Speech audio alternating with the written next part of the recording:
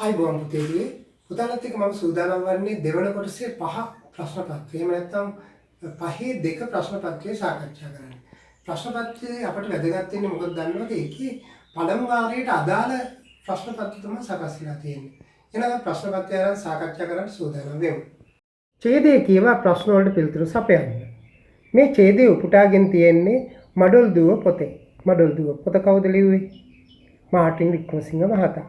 ඒ වගේම පුතාලට මතක ඇති මේ උපමා උපමේය සම්බන්ධව අපි ඉස්කෝලේදීත් සාකච්ඡා කරලා තිබුණා මේ ඡේදයේ කොටසම බලා ගන්න. ගසක කොළයක් පවා සොලවන තරම් සුලකකුදු නොහැමු. ඒ කියන්නේ චූටි සුලකක්වත් හමන්නේ නැහැ කියන අදහස. නොහැමු නිසා නිසංසල වූ දිය ඇති නදිය. නිසංසලයි කියන්නේ නිශ්චලයි. සෙලවෙන්නේ නැහැ නදිය ගංගාව.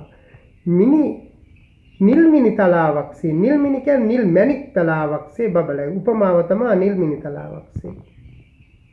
නදියෙහි ඈත තනින් තන ගල් කුළු අසල ගල් කුළු කියන්නේ ගල් මුදුන් අසල නවත්තන ලද ඔරුත් එහි හිඳගෙන මාළු බාන මිනිසනුත් අපට පෙනුනේ කළු පාට සෙවණැල් ලෙසිනි. උපමාව කළු පාට සෙවණැල් ලෙසිනි.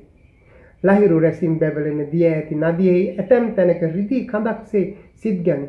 එතකොට ලාහිරු වැටිලා ඒ නදියේ තැන් තැන් වල දිලිසෙනවා. ඒ තැන් රිදී කඳක්. රිදී කියන්නේ රිදී වලට, කඳක් කියන්නේ ශරීරයක් වගේ සිත්ගනි. උපමාවක් එතනක් තියෙනවා. අතුරන ලද මාගල් පැදුරක්සේ. අතුරන කියන්නේ එළන ලද මාගල් පැදුරක්. මාගල් පුතාලා දැකලා තියෙනවා. පැදුරක් වගේ එළලා තියෙනවා. මොනවද? නදිය මත පෙඳ ඇතිරිල්ලක් එළලා. ඒ නිසා ඔරුව පදවන්න අමාරුයි. උපමාව තමයි මාගල් පැදුරක්සේ අතුරන ලද මාගල් පැදුරක්සේ කඳ වසාගෙන ඇතිරිල්ල පෙඳ ඇතිරිල්ල උඩින් ඔරුව පැදවීම අමාරු කාර්යයක් විය.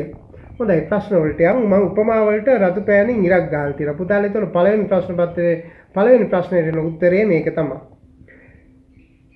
2 අසීරු යන්නට සමාන පදය. අසීරු කියන්නේ මොකද්ද? මෙන්න මෙතන තියෙනවා අමාරු. හැමු යන්නේ විරුද්ධ පදේ නොහැමු. ඔරුව ඒ බහුවචන පදේ ඔරු.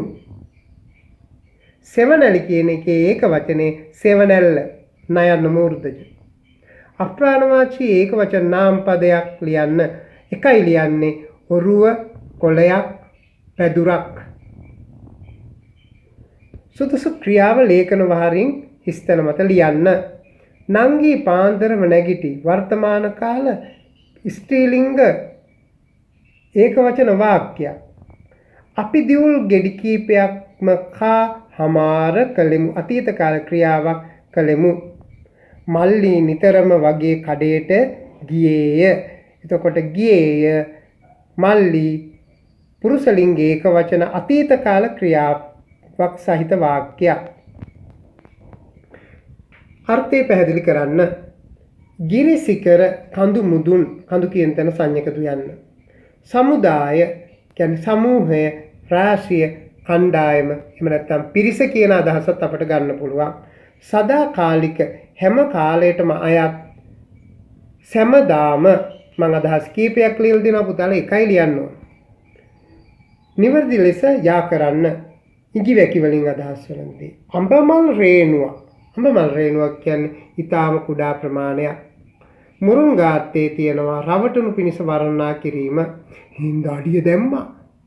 දැඩිසේ බියටපත් වීම. ඊයේ මලක් පිපුණා. ලොකු සතුටක් ඇතිවීම.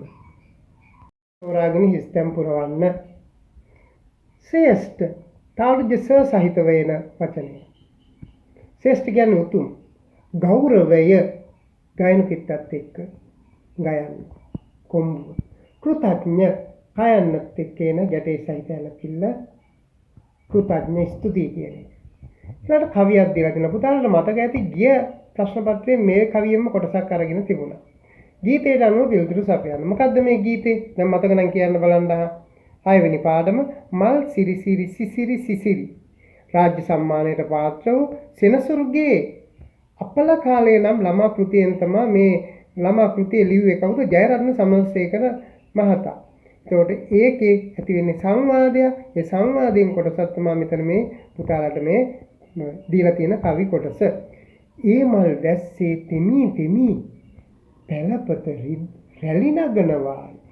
පැලපත රැලි නගනවායි. පැලපත කියන්නේ පැල ගොයම. රැලි නගනවා. මල් වැස්සට තෙමිලා. බණ්ඩියේදී කිරට නැමී බණ්ඩියේදී කියන්නේ පීදීගෙන එන ගොයම. කරල් බිමට නැවෙනවා. මොකද කරල් බිමට නැමෙනවා. පුෂ්ටිමත් බීජ තමයි ඇතුළත් වෙලා තියෙන්නේ. ඒ හින්දා කරල් බිමට නැමෙනවා. බණ්ඩියේදී කියන්නේ එතකොට මොකක්ද? පීදීගෙන එන ගොයම කරල් බිමට නැමෙනවා. ප්‍රශ්න අංක 1 පැලපත යන්නේ තේරුම පැල ගොයම ලයන්න මූර්ධජ. පීදීගෙන එන අර්ථය බණ්ඩි ඇදී බන් කියන තැන නයන්න මූර්ධජ. දී ඇති වචන සුදුසු ලෙස තෝරා හිස්තැන් පුරවන්න. විශේෂණ පද තියෙන්නේ. නාම විශේෂණ පද තමයි අපිට සම්බන්ධ කරන් තියෙන්නේ. වඩුවා පරණ පුටුව අලුත් වැඩියා කලේය. නපුරු සත්තු කූඩු කර සිටිති. අසරණ හිගන්නා අම්බලමේ නිදාගත්තේය. මම පුවප්පතක් වෙමි. මාතෘකාව යටතේ අර්ථවත් වාක්‍ය 3ක් ලියන්න. සෑම වාක්‍යයක්ම ලේඛන වහරෙන් ලියවෙන්න ඕන. උක්තයට අනුව ආඛ්‍යාතය. වචන 5ක්වත් ඇතුළත් වෙන්න ඕන. ඒතකොට මම පුවත්පතක් වෙමි. මම කියන එක මම පුවත්පත බවට පත් වෙලා තමයි මේ රචනාව ලියන්න ඕනේ. පුතාලට මතක ඇති අපි පහේ පන්තියේදී ලිව්වා මේ රචනාව. ඒතකොට මේක එහෙනම් අපි මේ විදිහට ලියලා තියෙනවද කියලා පුතාලා බලා ගන්න. කඩදාසි හා තීන්ත යොදාගෙන මම මුද්‍රණ යන්ත්‍රයෙන් උපත ලබමි. රටේ සිදුවන වැදගත් සිදුවීම් දැන්වීම් ආදිය මගෙන් දැනගත හැකිය. ලොකු කුඩා සෑම දෙනාගේම දැනුම වර්ධනය මා ප්‍රණදයන්න සඳහා මම විශාල මෙහෙයක් ඉටු කරමි. මේ විදිහට තමයි අපි ලියන්න වෙන්නේ අපි මේ රචනාව. 9 පහත වාක්‍ය හරිනම් හරි ලකුණුද වැරදි නම් වැරදි ලකුණුද යොදන්න. December is the last month of year. ඒ කියන්නේ වර්ෂයේ අවසන් මාසය දෙසැම්බර් මාසයයි. හරි. There are 10 days in a week. week එකට දවස් 10ක් දවස් 7යි තියෙන්නේ නේද? එන එක වැරදි. අර්ථවත් වාක්‍යයක් ලියන්න. How much is it? දෙමළෙන් කියන ආකාරයේ සිංහලෙන් ලියන්න. අතලට දුවන්න. අංගේ ඕඩුංගල්. සිංහල තේරුම ලියන්න. උංගල් අම්මා තේරෙන්න. ඔයාගේ අම්මාගේ නම මොකද්ද? අගල ප්‍රශ්නාර්ථ ලකුණ.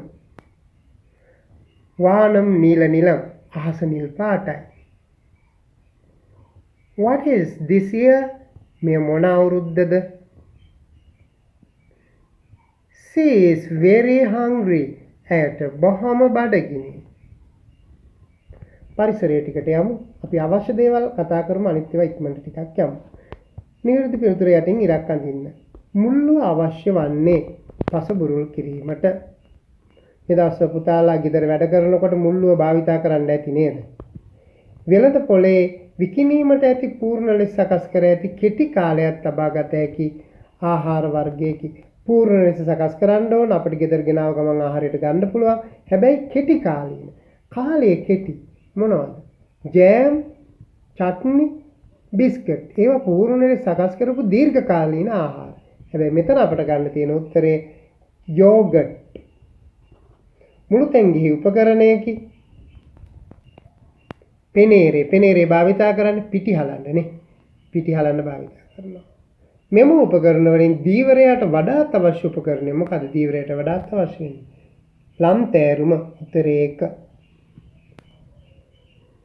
ඔබේ ගමේ කටයුතු සොයා බලන රාජ්‍ය නිලධාරියා. මේ දවස්වල වැඩිපුරම කියවෙනවා ඇති පුතාලා අහලත් ඇති. කවුද? ග්‍රාම නිලධාරී මහතා. හොරණෑම පෙරදිග තූර්ය භාණ්ඩයක්. 19 ඉදිකිරීම කටයුතු වලදී විවිධ ද්‍රව්‍ය ඉහළට එසවීමට යොදා ගන්නා දේ. දොඹකරය. කඩදාසි සිදුරු කිරීමට යොදා ගන්නවා පංචරය.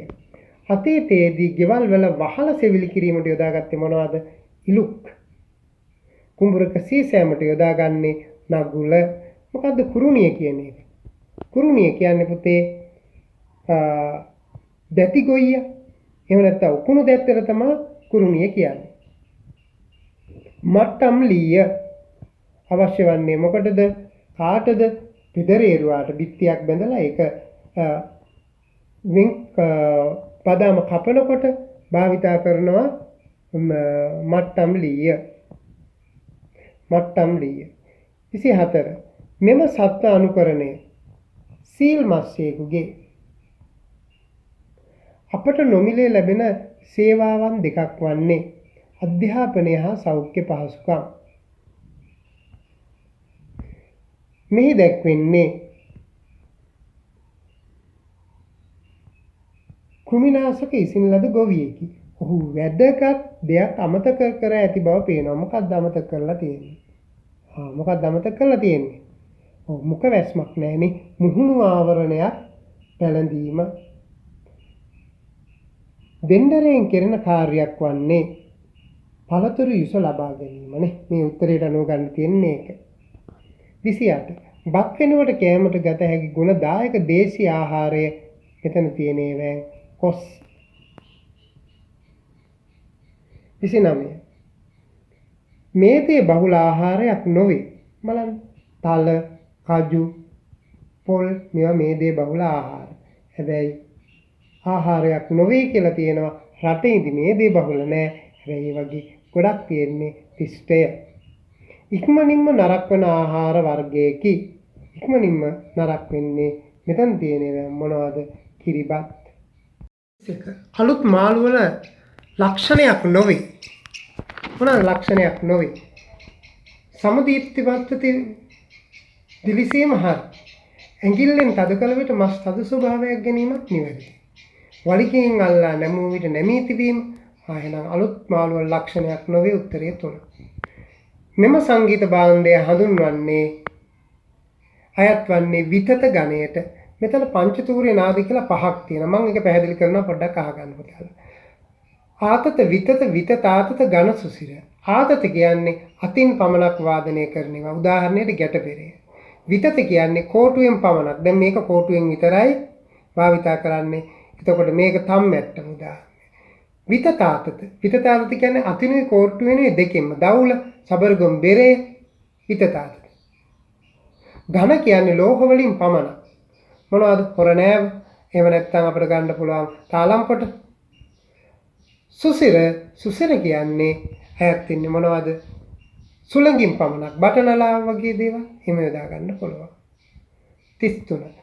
රෝග බෝ කරන සතුන් පමණක් අඩංගු පිළිතුර වන්නේ මදුරුවා, ගෙමැස්සා, මීයා. ලේ උරා බී වැඩෙන සතෙකි උකුණා. ගුල්වල ජීවත් වෙන සතෙකි මීයා. මැඩියාගේ මුල් කාලය හඳුන්වන්නේ ඉස්කෙඩියා කියලා. බිත්තර එයා ජීවන චක්‍රයක් තියෙන සතෙක්.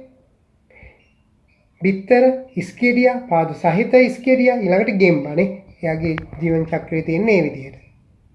හින්දු ආගමික උත්සවයක් නොවේ.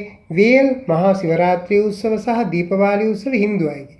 එහෙනම් හත්ති උත්සවය සමරන්නේ මුස්ලිම් අය. උත්තරය 4. ඔබ ප්‍රදේශයේ සොරබිය පැතිර යාම බව පැවසිය යුත්තේ ප්‍රදේශයේ පොලිස් ස්ථානාධිපතිතුමාට. අමුත්තම් පිළිගැනීම, වැඩිහිටියන්ට ගරු කිරීම ආදී සංස්කෘතික කියන්නේ අපේ පරම්පරාවෙන් පැවතෙන සංස්කෘතික කටයුතු වලදී යොදා ගනු ලබන ශාකපත්‍රයේකී බුලත් කොළ.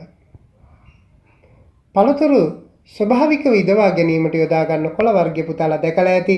අප තාත්තලා එහෙම ගෙනල්ලා ඒව දාලා කෙසෙල් ඉදවනවා. කැප්පෙටියා කොළ.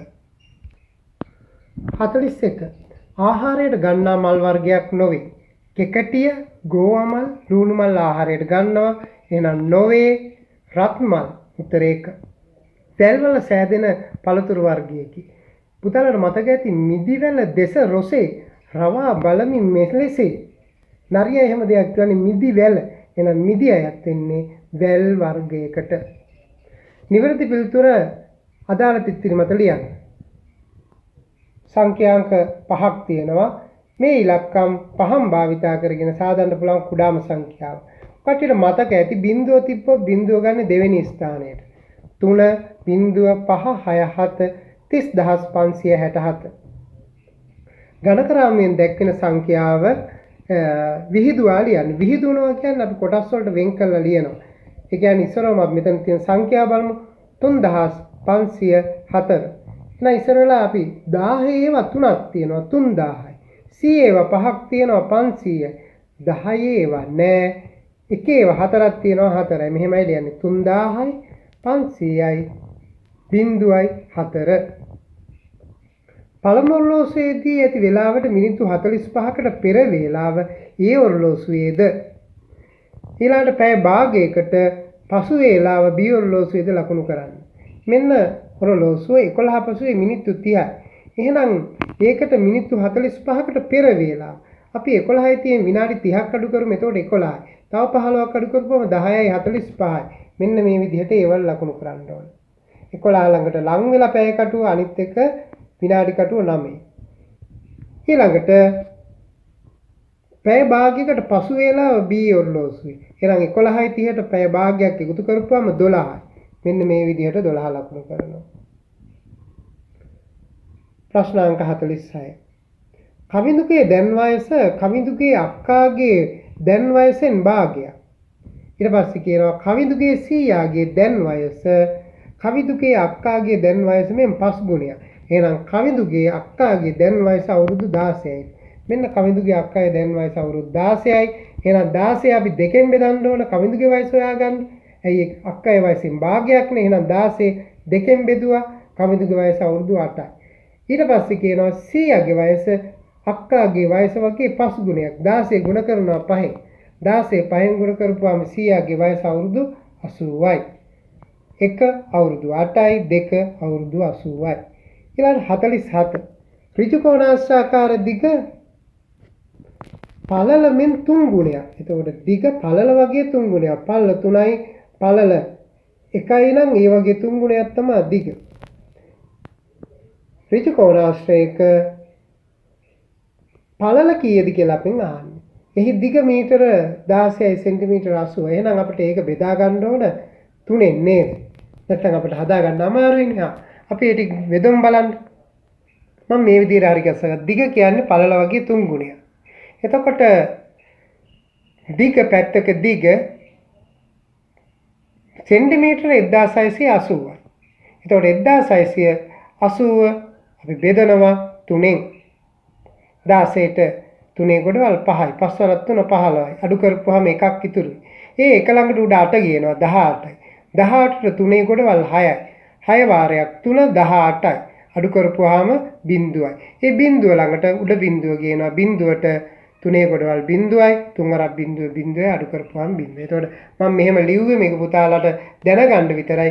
ඔය කට්ටිය පේපර් එක කටු වැඩ කරනකොට සුදුසු විදියට හදා ගන්න පුළුවන්. ඊට උත්තරේ එනවා සෙන්ටිමීටර 5යි සෙන්ටිමීටර 560යි. ඒ කියන්නේ මීටර 5යි සෙන්ටිමීටර 60යි. ඒ වගේ 3 ගුණයක් තමයි දිග. ඒතකොට උත්තරේ එනවා මීටර 5යි සෙන්ටිමීටර. මම මෙතනත් වෙන් කළ පුතාලට බලා ගන්න මෙන්න මම ඍජු කෝණාශ්‍රය ඇඳ මෙන්න පළල මෙන්න දිග. දැන් උත්තරය මීටර 5යි සෙන්ටිමීටර 60යි. 48. පස්වරු 4යි 30 සම්මත වේලාවෙන් ලියන්න. පස්වරු 4යි 30 සම්මත වේලාව කියන්නේ පැයවලින්. දවල් 12 වෙනකොට පැය 12යි පස්වරු පැය 4ක් අපි එකතු කරන්න ඕන. පස්වරු කියන්නේ 12 පහු වෙලා හවස් කාලේ.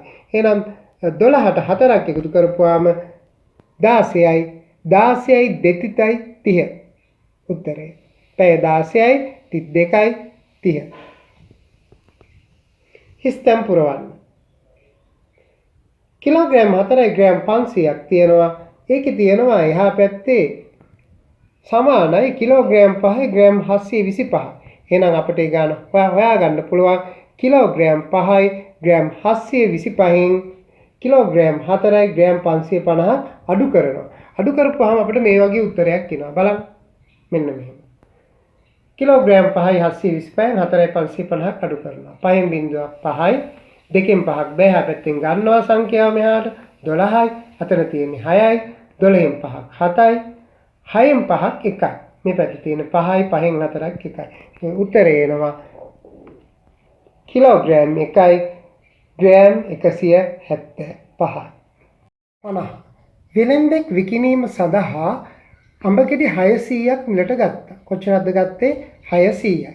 දිනේ අවසානයේදී අඹ ගෙඩි 148ක් ඉතුරු වෙලා තිබ්බා. ඔහු ඒ දිනේ විකුණන ලද අඹ ප්‍රමාණය කොපමණද කියලා අහනවා. අපිට එතකොට මේ ගාන හදන්න පුළුවන්. එයා ගෙනත් තිබ්බා 600ක්.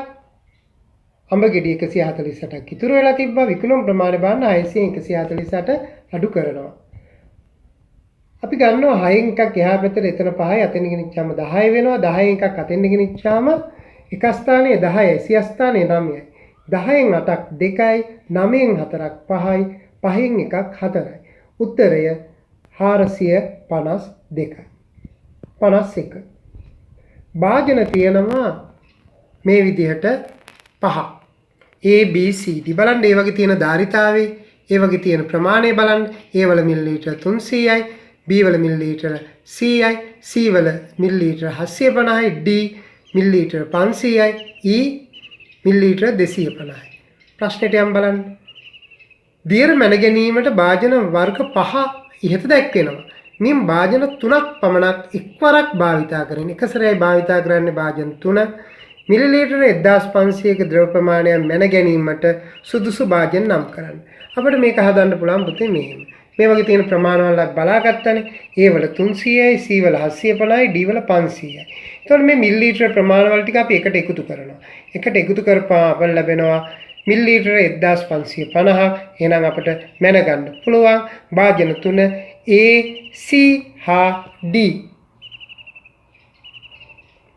ඊළඟට මෙම භාජන පහේම මුළු ධාරිතාවය කොහොමද? එහෙනම් අපිට මේ ටික ඔක්කොම එකතු කරන්න ඕන. අපි අර ටික එකතු කරා. ඒකට අපිට එකතු කරනවා තමයි B සහ E භාජන වල ධාරිතාවය. අපි එකතු කරමු. B වල මිලිලීටර 100යි, E වල මිලිලීටර 250යි. අපි මේ ඔක්කොම එකතු කරපුවාම අපිට එනවා 1550ට 100යි 250යි එකතු කරපුවාම 1900යි.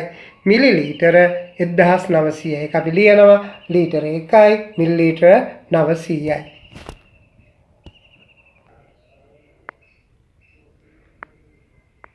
රෙදි සාප්පුවක ප්‍රදර්ශන කුටියේ තිබූ ඇඳුම් වර්ග කිහිපයක මිල මේ විදිහට දාලා තියෙනවා. බලන්න හොඳට. කමිස දෙකක් මෙන්න මේ වර්ග අනුව තමයි දාලා තියෙන්නේ. එතකොට අපෙන් අහන්නේ මේ වගේ ප්‍රශ්නයක්. වැඩිම වටිනාකම සහ අඩුම වටිනාකම සහිත ඇඳුම් දෙකේ මිල සටහන් කරන්න. එහෙනම් අපිට මේ එකින් එක ඇඳුම් වල මිල වෙන වෙනම හොයාගන්න ඕන. අපි ඉස්සරෝම කමිසයක මිල හොයගමු. අත්කොට කමිසයක මිල හොයන්න ඕන නම් 2360 දෙකෙන් බෙදනවා. බලන්න බෙදපු විදිය. දීර්ඝ බෙදීමට බෙදලා තියෙන්නේ 2 2 1යි දෙවරක් 1 2යි අඩු කරපුවාම 0.3 පාතට ගේනවා 3ට 2 ගොඩවල් 1යි දෙවරක් 1 2යි. එතකොට 3ෙන් 2ක් අඩු වුණාම 1යි. ඒ එක ළඟට උඩ තියෙන 6 ගේනවා 16ට 2 ගොඩවල් 8යි. 8 වරක් 2 16යි 16න් 16ක් අඩු කරපුවාම 0යි 0ට 2 ගොඩවල් 0යි. 1680යි කොට කමිසයක්. ඊළඟට අපිට සාය මිල හොයාගන්න ඕන. සාය මිල හොයාගන්න අපි මොකද කරන්න ඕනේ? 2380න් කොට කමිසේ මිල හොයාගන්න ඕන. මෙන්න අපි ඒකත් හොයාගෙන තියෙනවා. 0.0යි 8න් 8ක් 0යි 3න් 1ක් 2යි 2න් 1ක් 1යි. එතකොට සායක මිල 1200යි. ඊළඟට අපි සායක මිල හොයාගත්තා. ඊළඟට අපි කොට කලසමක හොයාගන්න යනවා. 2550න් 1180ක් අඩු කරනවා. මොකද 1180ක් අඩු කරන්නේ 1180යි කමිසේ මිල. එහෙනම් අපි ඒක අඩු කරනවා. 0.0යි 5න් 8ක් බෑ. එහා පැත්ත එකක් ගේනවා 15යි 15න් 8ක් 7යි සිය ස්ථානයේ 4 තියෙන 4න් එකක් 3යි 2න් එකක් 1යි. කොට කල්පමක් වෙනවා 1370යි. ඊළඟට අපට ඕන වෙනවා ගෞමුක මිල හොයාගන්න. අපි සායක මිල හොයාගත්තා. කලින් හොයාගත්ත මතකද? අපි එහෙනම් මේ 2675න් අඩු කරනවා සායක මිල. සායක මිලක් 1200යි. 5න් බිඳුවක් 5යි 7න් බිඳුවක් 7යි 6න් 2ක් 4යි 2න් එකක් 1යි. එතකොට ගෞමුක මිල එනවා රුපියල් 1475යි. ඊළඟට අපිට දිග කල්සම හොයාගන්න ඕන. ඒකට යනවා අපි එහා වගුවට. එහා වගුවේ තියෙන 3400යි කලිසමයි කොට කල්සමයි වටිනාකම. අපි කොට කල්සමේ මිල දන්නවා 1370යි 3400න් 1370ක් අඩු කරනවා. මේ විදිහට අඩු කරපුවාම අපිට උත්තරේ එනවා 2030යි. එතකොට ඒකේ වටිනාකම රුපියල් 2030යි. මොකද්ද දිග කල්සමේ වටිනාකම. දැන් අපි ඔක්කොම ඒ ටික හදාගත්තා. අපෙන් පළවෙනි ප්‍රශ්නේ ආන්නේ මොකද්ද? වැඩිම වටිනාකම. වැඩිම වටිනාකම තමයි 2030. අඩුම වටිනාකම රුපියල් 1180. මේ විදිහට අපි ලියාගත්තා. ඊළඟ ප්‍රශ්නයට යනවා. සාප්පුවට පැමිණි අය ගවුමක් කොට කලිසමක් හා අත්කොට කමිසයක් ගත්තේ නම් ඔහු ගෙවිය යුතු මුදල. මම කොට කලිසමයි අත්කොට කමිසයේ වටිනාකම මෙතන තියෙනවා දෙකම එකට 2551ට ලියනවා. එහෙනම් බලමු අපි ඒක හදපු විදිය. ගවුමක් 1475යි 2505යි අර දෙකේ වටිනාකම දෙක එකතු කරනවා. 5.5යි 7යි 5යි 12න් 2යි ඉතුරු වෙනවා 1. ඒක අපි සිය ස්ථානයට ගත්ත 5යි 4යි 9යි 1යි 10න් බිඳුවයි ඉතුරු එක මේ පැත්තට ගන්නවා 2යි 1යි 3යි 1යි 4යි. මොනවාද 4025 කියන්නේ රුපියල් 4025යි.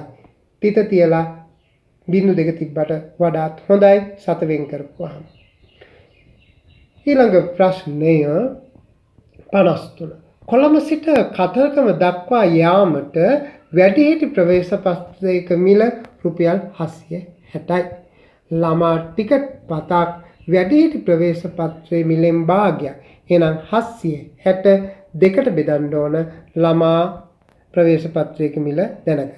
කොළඹ සිට කතරගම බලා යෑමට වැඩිහිටියන් 5ක් හා ළමුන් 8 දෙනෙක් දුම්රියට ගොඩ වූහ. අපෙන් අහන්නේ පළවෙනි ප්‍රශ්නේ වැඩිහිටියන් 5 දෙනා සඳහා ගෙවිය යුතු මුදල. එහෙනම් අපිට පුළුවන් හදන්න ඒක 765න් ගුණ කරන්න. මේ බලන්න මෙන්න. රුපියල් 765න් ගුණ කරනවා 5 වරක් 0.0යි 5 වරක් 6 30න් 0.3ක් ඉතුරුයි 7 වරක් 5 35යි 3යි 38යි. එහෙනම් වැඩිහිටියන් 5 දෙනෙකුට අය කරනවා රුපියල් 3800ක්. 2. ළමුන් 8 දෙනෙක් සඳහා ගෙවිය යුතු මුදල. අපි ඒක හැදිය යුතු ක්‍රම දෙකක් තියෙනවා පුතේ. අපිට මෙහෙම හදන්නත් පුළුවන් 764න් ගුණ කරන්නත් පුළුවන්.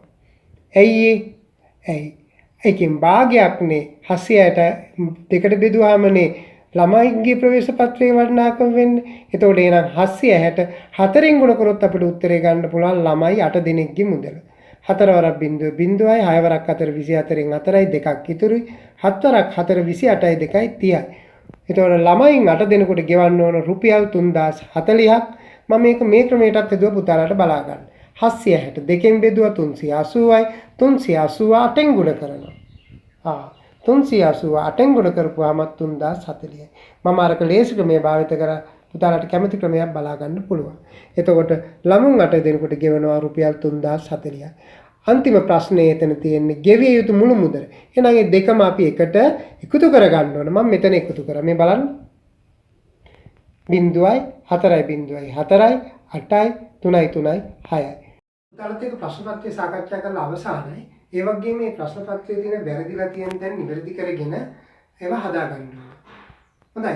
එවනම් අපි නැවතත් මෙවැනි ප්‍රශ්න පත්‍රයකින් අපි හමු වෙමු. හැමෝටම අයබෝවන්.